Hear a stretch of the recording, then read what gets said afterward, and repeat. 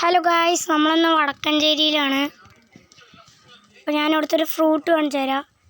ഇതിൻ്റെ പേര് അറിയുന്നവർ കമൻറ്റ് ചെയ്യും. അപ്പോൾ ഇതാണ് നമ്മുടെ പുഴ ഗായ്സ്. ഇപ്പം ഞാൻ അടുത്ത് പോയി കാണിച്ചു തരാം. അപ്പോൾ പോവാം ഗായ്സ്. അടുത്ത് സെറ്റ് പുഴയാണ്. മീനൊക്കെ ഉണ്ട് കേട്ടോ ഗായ്സ്. കണ്ട മീനൊക്കെ കാണാൻ പറ്റുന്നുണ്ടോയെന്ന് അറിയില്ല. മീനൊക്കെ ഉണ്ട്.